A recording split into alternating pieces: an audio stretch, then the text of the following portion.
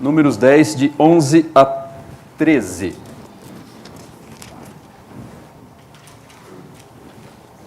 E que diz assim: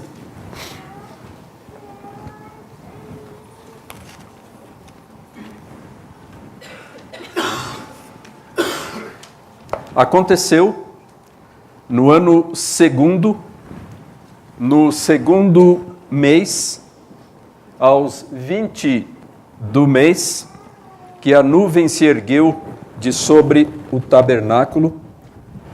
Os filhos de Israel puseram-se em marcha do deserto do Sinai, jornada após jornada, e a nuvem repousou no deserto de Parã. Assim, pela primeira vez, se puseram em marcha segundo o mandado do Senhor por Moisés.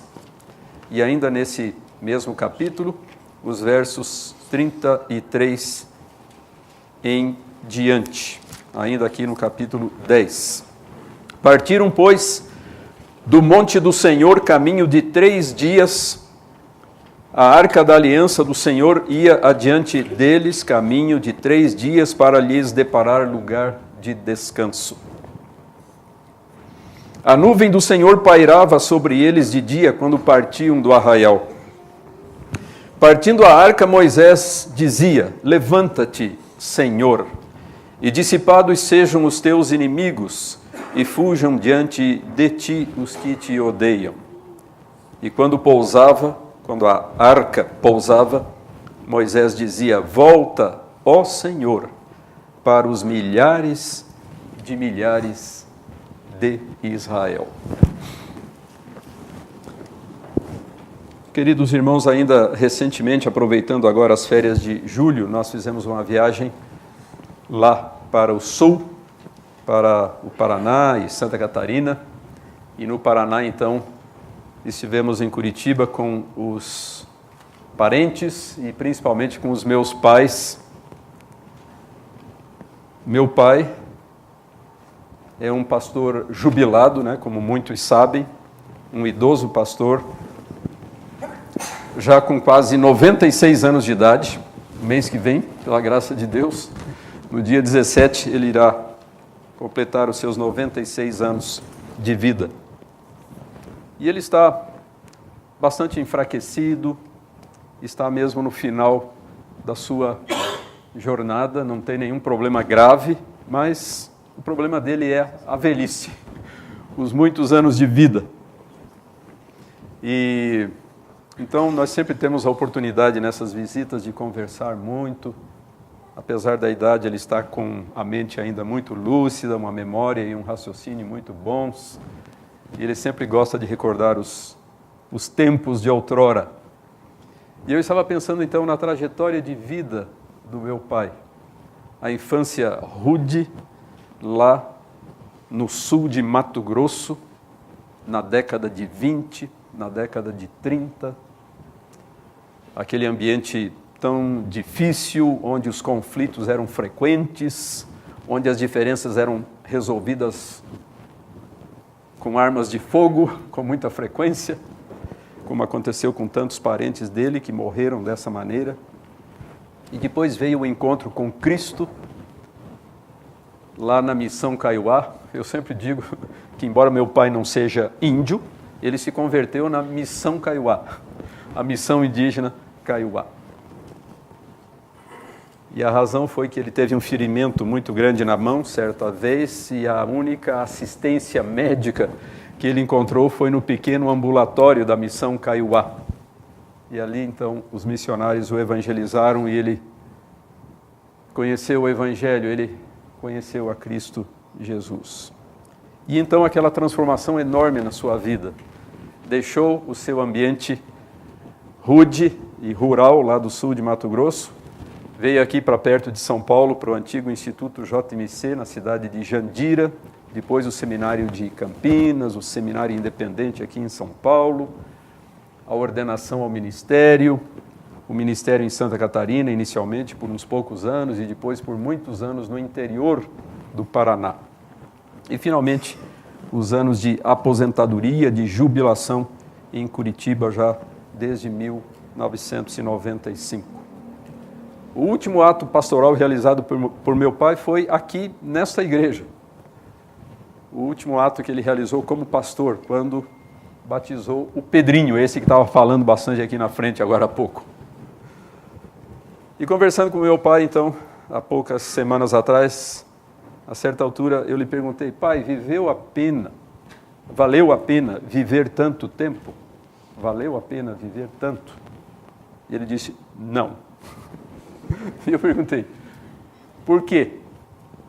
Ele disse: eu estou cansado de descansar. Esse é o problema, né, de muitos idosos, principalmente com uma idade tão avançada. Ele agora, por causa da sua própria limitação tão grande, fica praticamente 24 horas por dia na cama, quer esteja dormindo, quer esteja acordado, e certamente isso é muito cansativo. Daí as suas palavras.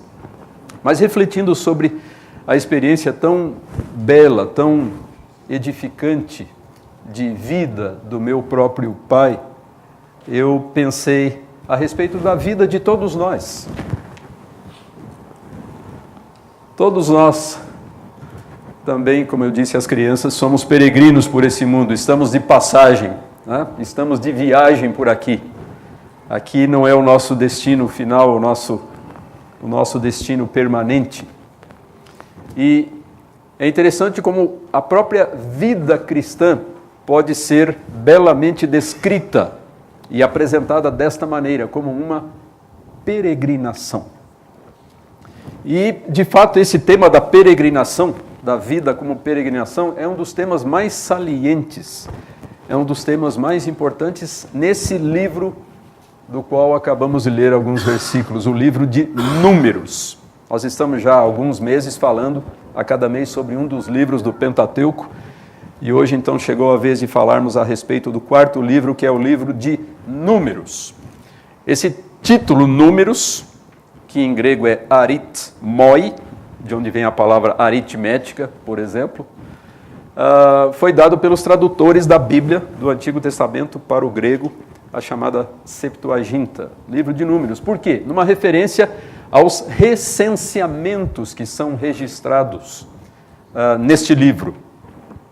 A questão é que esses recenseamentos ocupam apenas 4 dos 36 capítulos do livro. Então nós encontramos esses números, esses dados do censo de Israel nos capítulos 1 a 3 e depois no capítulo 26 e nada mais.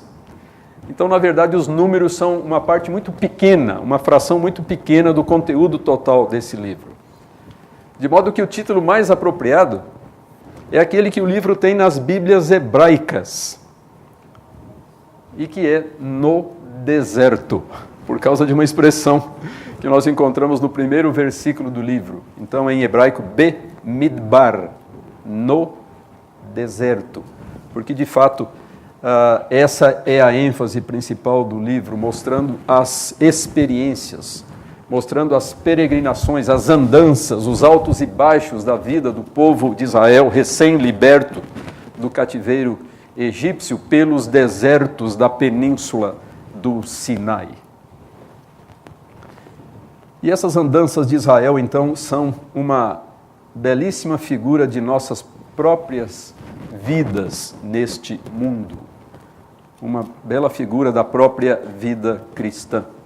Então eu gostaria, irmãos, de convidá-los para considerarmos alguns aspectos dessa peregrinação na experiência de Israel e depois então fazermos também algumas aplicações à nossa própria experiência, à nossa própria vida cristã. A gente poderia falar muita coisa a respeito desse assunto, mas eu destaquei aqui 3 aspectos. Em primeiro lugar, o fato de que toda peregrinação envolve uma partida e uma chegada. Necessariamente, obrigatoriamente, uma jornada, uma viagem, uma peregrinação envolve uma partida e uma chegada. Ou seja, nós temos esses 2 pontos de referência, de onde viemos e para onde pretendemos ir. Aquilo que se deixa para trás e aquilo que se busca mais adiante. O ponto de partida nem sempre é ruim. Nós falamos aqui há pouco a respeito dos refugiados, que têm um péssimo ponto de partida. Estão deixando para trás a guerra, estão deixando para trás o risco iminente de morte, a perda total das suas propriedades e tantas outras coisas negativas. Então, mas nem sempre o ponto de partida é ruim. Mas se espera que o ponto de chegada seja melhor. Eu vivi muitos anos lá nos Estados Unidos, estudando e pastoreando, e eu convivi com muitos brasileiros, principalmente de Minas Gerais e do Espírito Santo, que foram morar lá naquela região lá da Nova Inglaterra, lá no nordeste dos Estados Unidos. E muitos deles tinham deixado uma vida relativamente boa aqui no Brasil, não era necessariamente uma situação negativa, ruim, mas evidentemente eles estavam esperando que a sua vida iria se tornar ainda melhor, muito melhor, por meio da sua permanência lá naquele país. Agora, às vezes acontece o contrário. O fim da jornada é pior que o começo. Então, normalmente existe essa expectativa, né? De que o fim seja melhor.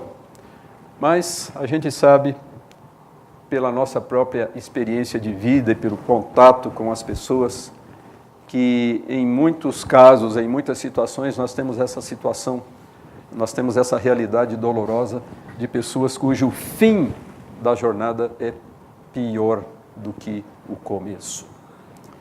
No caso de Israel, nós conhecemos a história, o ponto de partida da peregrinação foi o Egito, com todas as associações tremendamente negativas que o Egito representava, em termos de escravidão, opressão, sofrimento, trabalho exaustivo, insegurança. Moisés, a certa altura aqui do livro de Números, no capítulo 20, se quiserem ver aí nas suas Bíblias comigo, no capítulo 20, no versículo 14, ele manda uma mensagem para o rei de Edom, um daqueles povos que habitavam ali, fronteiros à terra de Canaã, e ele diz assim: assim diz teu irmão Israel, bem sabes todo o trabalho que nos tem sobrevindo, como nossos pais desceram ao Egito, e nós no Egito habitamos muito tempo, e como os egípcios nos maltrataram, a nós e a nossos pais, e clamamos ao Senhor, e Ele ouviu a nossa voz e mandou o anjo e nos tirou do Egito. Então aqui, Moisés, em poucas palavras, fala de tudo aquilo que eles tinham escapado, né, de toda aquela situação tão negativa, tão opressiva, da qual eles haviam fugido. E o segundo ponto de partida é o Monte Sinai, porque toda viagem grande, ela é composta de várias viagens pequenas. Existe a jornada maior, que abrange a nossa vida inteira, mas a nossa vida é composta de várias pequenas viagens, pequenas transições ou grandes jornadas. Então existe um segundo ponto de partida no livro de Números, que é o Monte Sinai. Nos livros anteriores nós os vemos percorrendo o caminho do Egito até o Monte do Senhor, o Monte Sinai, e agora a partida do Monte Sinai em direção à terra da promissão. E o ponto de partida também é bastante conhecido, é Canaã, a terra prometida com sua promessa de estabilidade, de descanso e de paz.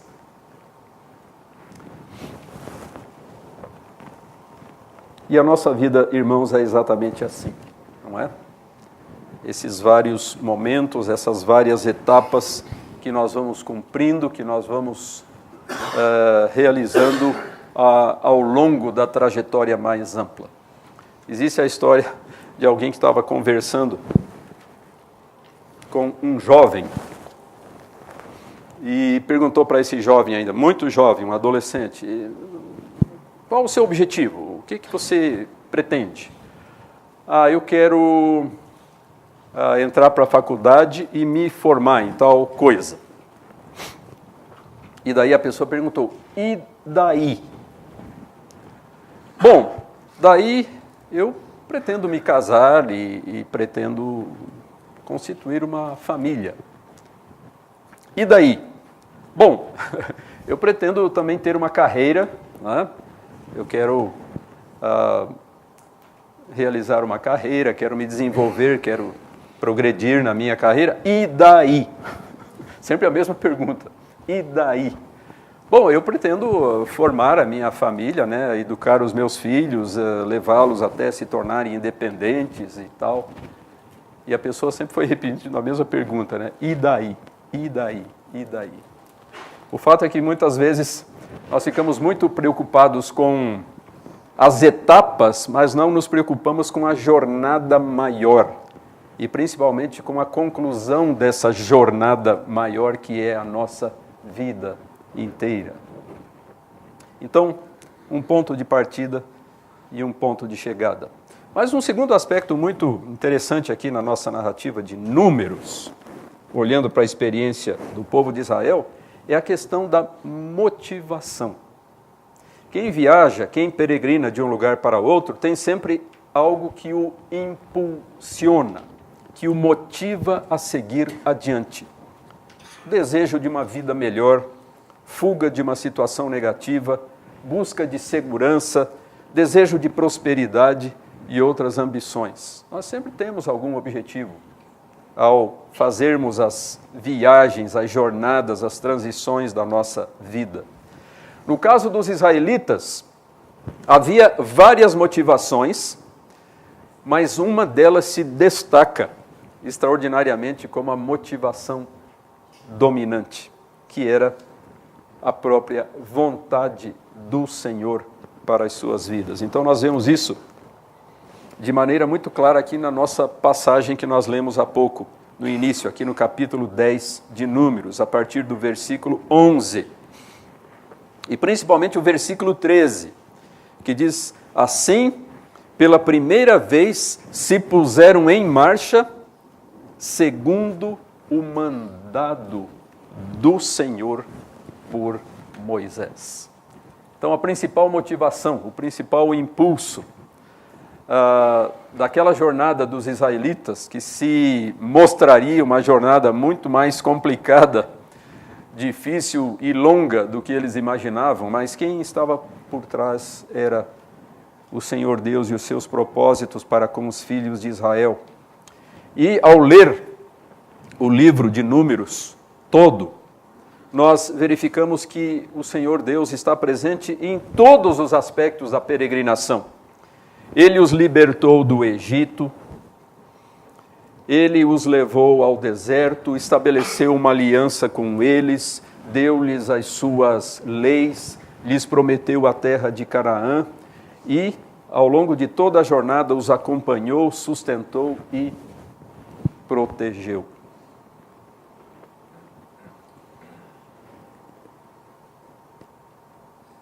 E daí a pergunta que se coloca para nós: o que nos move adiante? O que impulsiona as nossas vidas?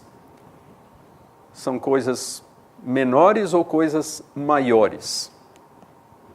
Às vezes são pequenas ambições que nós temos, né? Pequenos projetos de vida, pequenos objetivos que nós colocamos diante de nós, mas existe o projeto e o objetivo maior e supremo das nossas vidas e a respeito do qual nós devemos estar sempre profundamente conscientes. O que impulsiona você na sua vida? Qual é a principal motivação da sua vida, da nossa vida? É a pergunta que nos é colocada pela experiência do povo de Israel. Em terceiro lugar, irmãos, nós encontramos aqui os percalços, os tropeços, os obstáculos da caminhada. O livro de Números é dividido em 3 grandes seções. Nos 10 primeiros capítulos, nós vemos as últimas instruções que Deus deu para o povo de Israel no Monte Sinai, entre as quais a ordem de fazer um recenseamento do povo, mas muitas outras coisas além disso. Então, os 10 capítulos iniciais. No capítulo 10, eles se põem em marcha. Eles começam a sua longa jornada em direção à terra prometida. No capítulo 26, então, do 10 ao 26, no 26 existe um novo recenseamento. E então, nos últimos capítulos, ou seja, do 27 até o 36, as últimas instruções e os últimos preparativos para a entrada em Canaã. Mas interessante, mesmo no livro de Números, é essa seção central, ou seja, que vai do capítulo 10 até o capítulo 25. 10 ao 25. Porque aqui nós vemos as terríveis dificuldades enfrentadas por Israel na sua jornada, na sua peregrinação. Algumas dessas dificuldades decorrem de causas externas. Por exemplo, a dificuldade de alimentar tanta gente numa região erma e desértica como aquela, a ameaça constante dos inimigos, são muitas nações inimigas que agora ficam incomodadas com a presença daquele povo numeroso ali, indo na sua direção.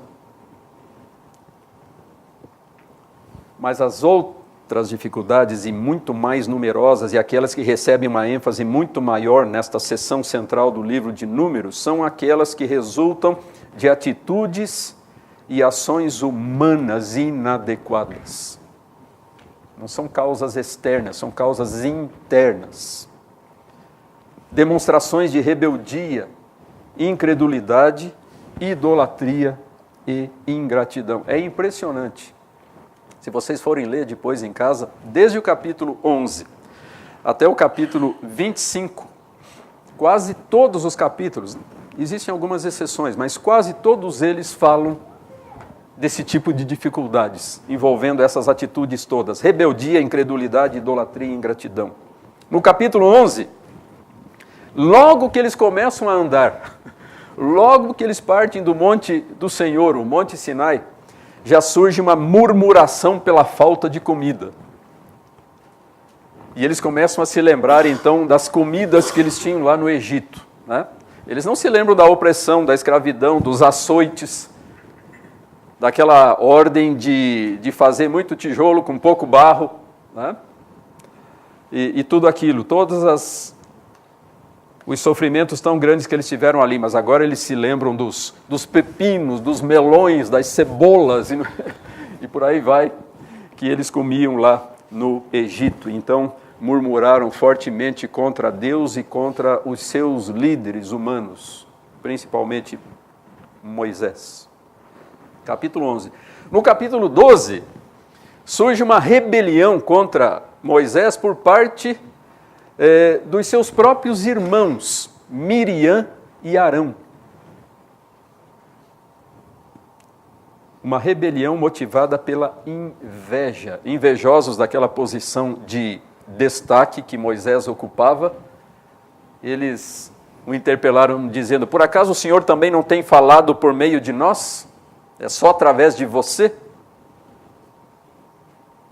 No capítulo 13, nós temos o famoso episódio dos espias que são enviados, né, para observar a terra de Canaã.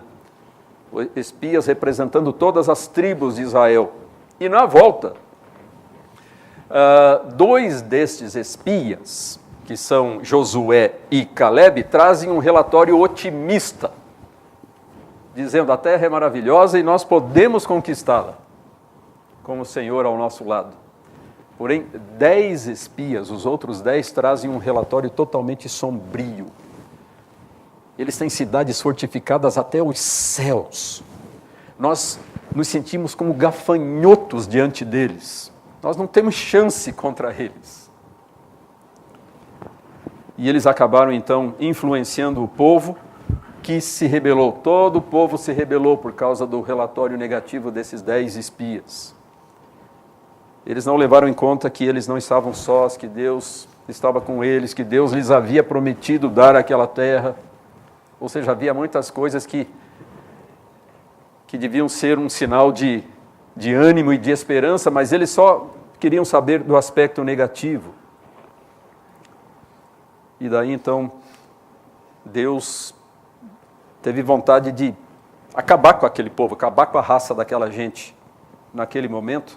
E nós vemos uma coisa muito bonita no capítulo 14, que é Moisés prefigurando alguém muito mais importante do que ele, que viria no futuro. Moisés se coloca na posição de intercessor.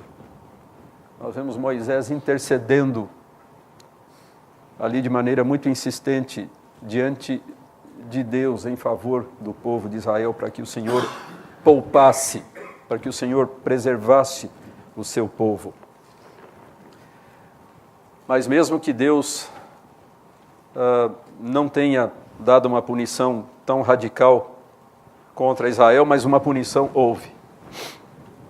Porque exatamente um dos objetivos da peregrinação de Israel e de qualquer peregrinação que nós possamos fazer, um dos objetivos é que Deus quer nos ensinar verdades importantes. A peregrinação tem um objetivo didático. E aqui, então, para que eles aprendessem uma lição muito importante, Deus disse que todos aqueles que não creram nas suas promessas, não haveriam de pôr os pés na terra prometida. Eles iam ficar 40 anos perambulando por aquele deserto, andando em círculos, vendo só a terra de longe, mas iria morrer toda aquela geração e somente então os seus filhos, os seus netos, os seus descendentes é que haveriam de entrar no descanso da terra prometida por Deus. No capítulo 16, nós temos uma nova rebelião, também motivada pela inveja, da parte de 3 indivíduos e aqueles que se uniram a eles, Coré, Datã e Abirão.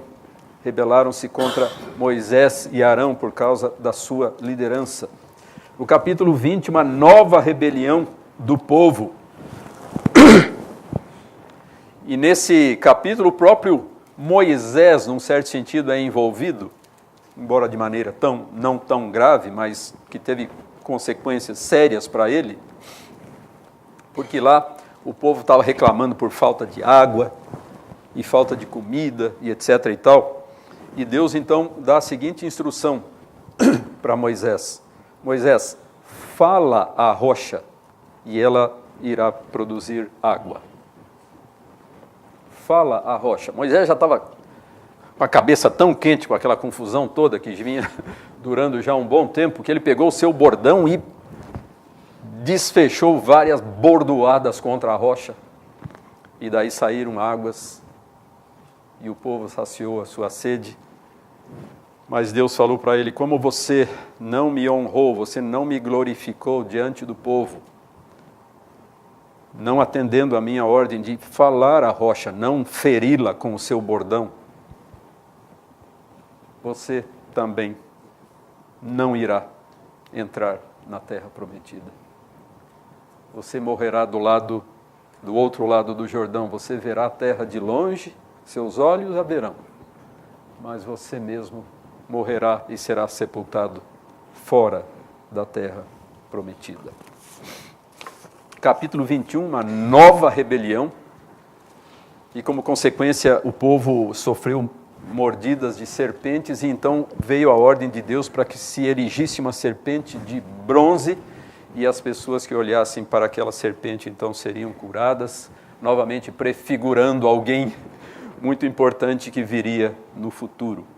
E finalmente no capítulo 25, eles se aproximam de um dos povos ali da região, os moabitas, e se envolvem numa tremenda idolatria com aquele povo.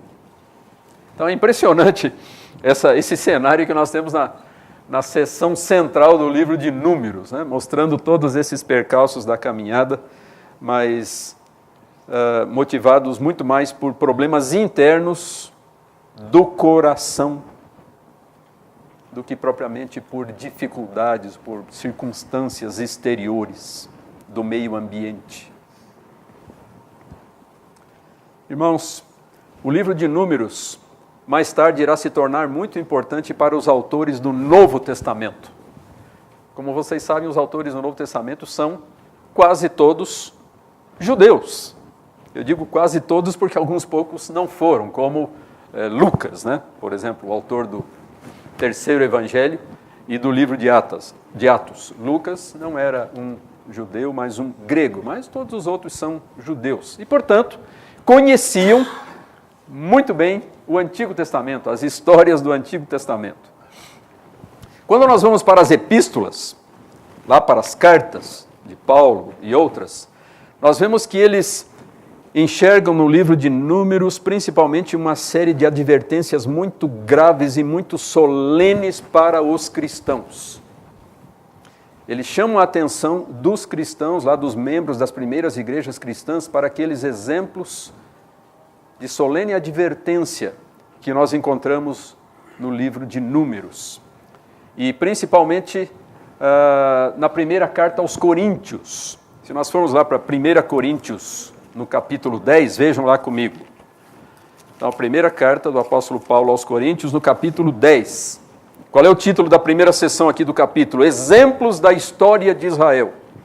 E ele se refere especialmente ao que aconteceu e é narrado no livro de Números.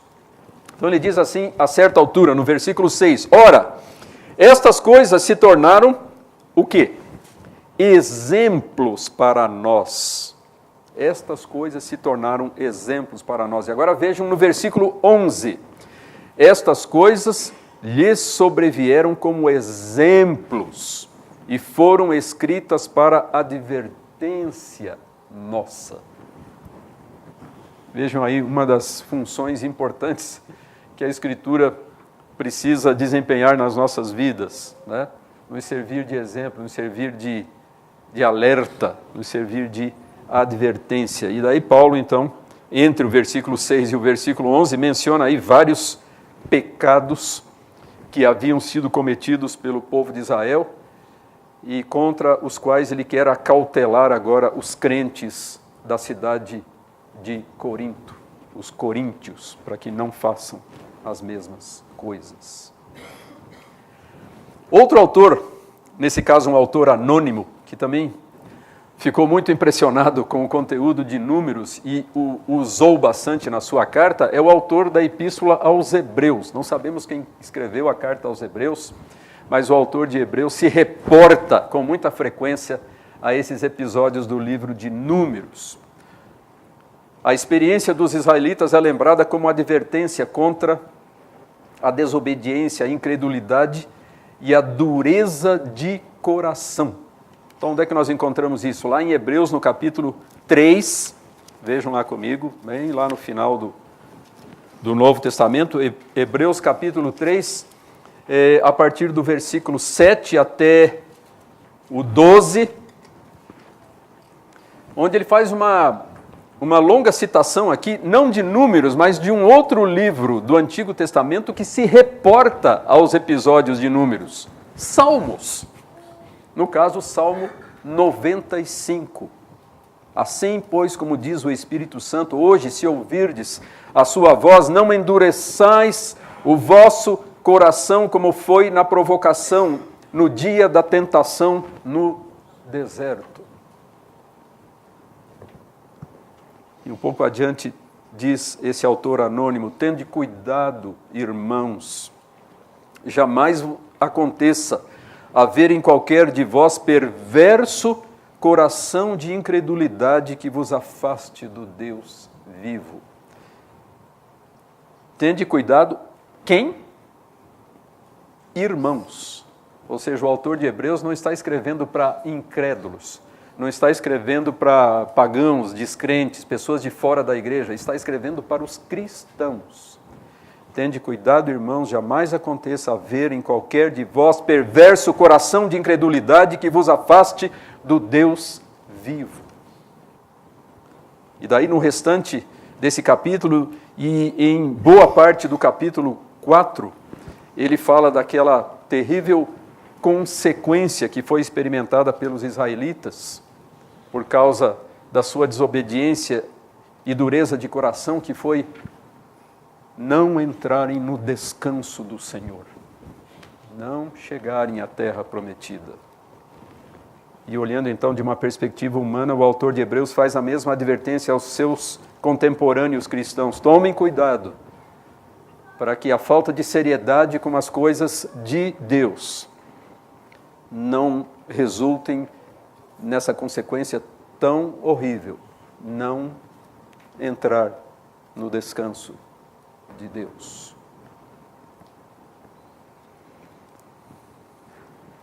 Mas isso não é tudo que o Novo Testamento tem a dizer a respeito de números.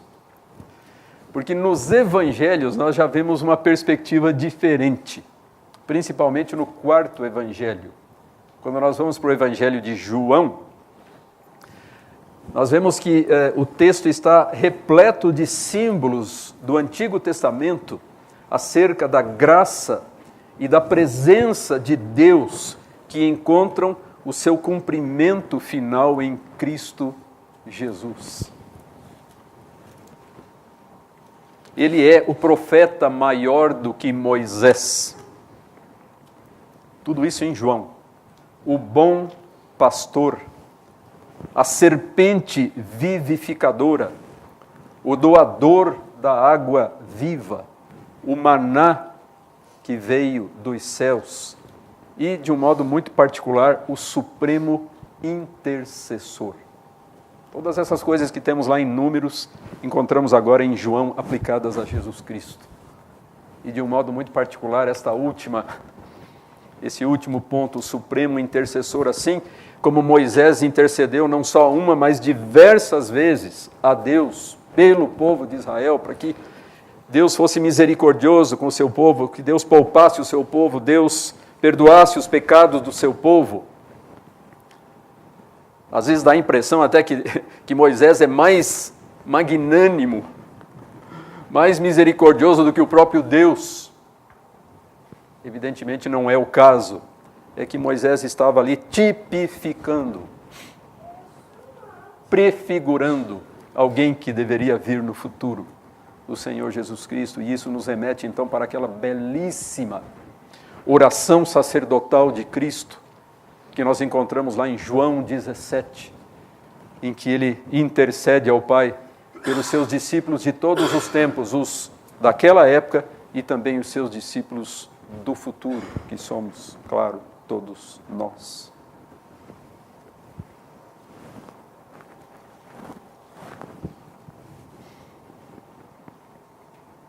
Em 1678, um pastor batista reformado, calvinista inglês, chamado John Bunyan, publicou um livro que se tornaria famoso, que na verdade, segundo consta, se tornou o livro mais lido do mundo depois da Bíblia. O Peregrino. O puritano. Ele era puritano. Então, na verdade, o título original do livro era O Progresso do Peregrino. Mas foi traduzido em português só como O Peregrino. Então, 1678, já muitos séculos atrás. Mas é uma belíssima alegoria na qual John Bunyan relata, usando um artifício literário, dizendo que ele tinha tido um sonho. Ele sonhou, então, com esse personagem e todas as suas experiências. Esse personagem, a quem ele chama de cristão. Aliás, uma das coisas mais interessantes a respeito não do puritano, mas do peregrino, uma das coisas mais interessantes a respeito desse livro são os personagens extremamente interessantes e criativos que o John Bunyan produziu para compor a sua narrativa.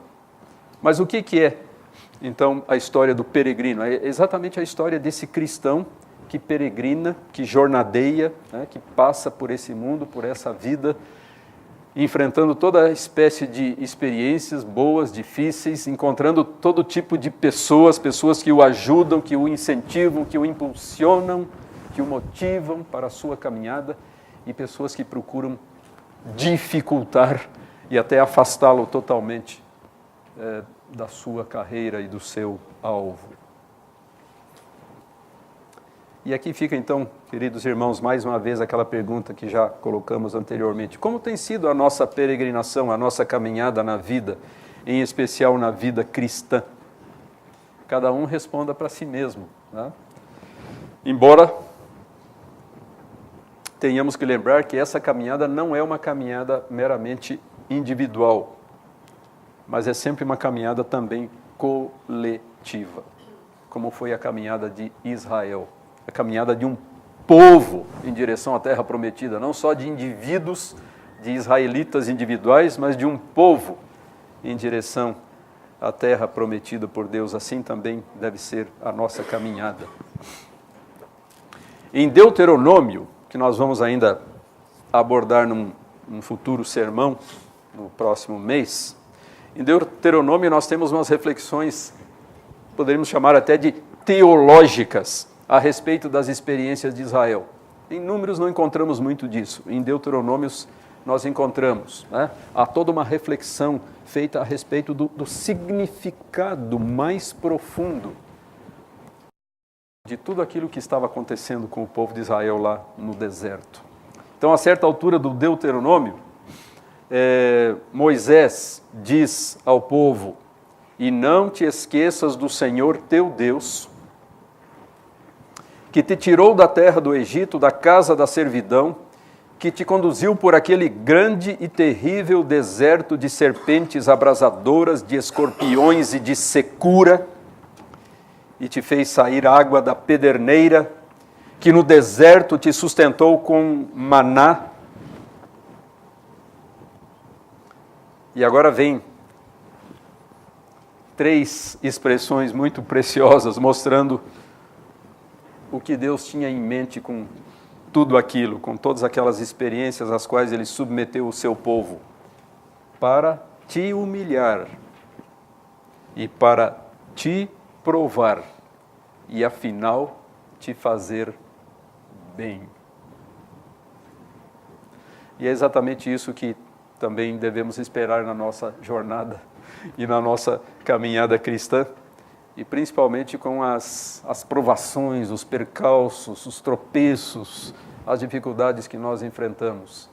Deus quer nos humilhar, nos provar e, afinal, nos fazer bem. Concluindo, irmãos, lembramos uma outra passagem lá de Hebreus,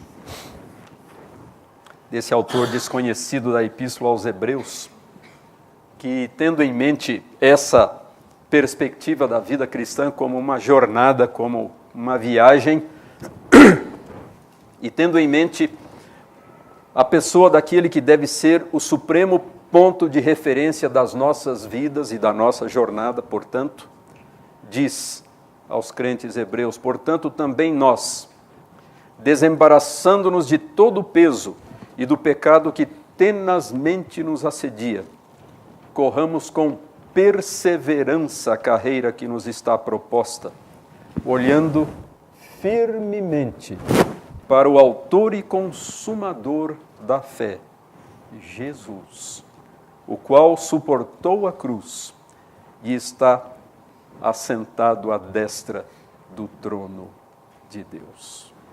Que assim, irmãos, nós possamos correr também a nossa carreira cristã e possamos, ao final, receber tudo aquilo que o Senhor Deus nos tem prometido. É claro que nós não devemos viver a nossa vida apenas em função do alvo final, como se a jornada em si não valesse nada. A jornada em si também é importante, né? Os alvos intermediários, ainda que menores, podem ser importantes, podem ser valiosos para as nossas vidas. Mas nunca devemos permitir que eles ofusquem, que eles obscureçam o alvo supremo que Deus tem colocado diante de nós. Que Deus nos abençoe. Amém.